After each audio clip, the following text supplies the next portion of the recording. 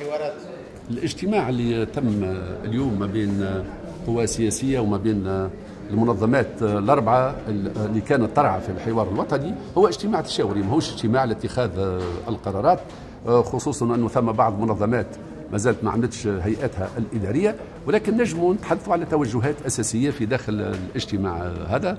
ثم توجه أساسي خاصة في صلب القوى السياسية يطالب بحل المجلس الوطني التأسيسي وحل منها الحكومة، والتوجه نحو تشكيل حكومة إنقاذ وطني.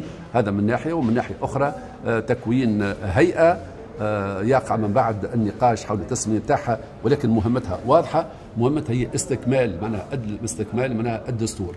ثم رأي، ولكن الرأي هذا منها أقلي، اللي هو مع وإن كان مع حل الحكومة وتشكيل حكومة إنقاذ وطني، إلا أنه يخير الإبقاء على المجلس الوطني التأسيسي، وعلى الأقل كقشرة أو معناها كإطار محدود الصلاحيات.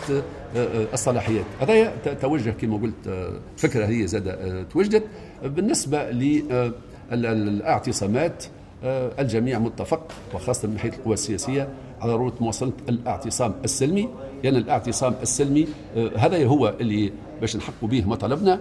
والجميع متفق أيضا على أن استمرار الوضع اللي عليه البلاد اليوم هو أخطر بكثير من ويضر البلاد أكثر من أن معناها نمشيو في اتجاه الحل السياسي هذا اللي هو حل المجلس الوطني التأسيسي وتشكيل حكومة إنقاذ معناها وطني.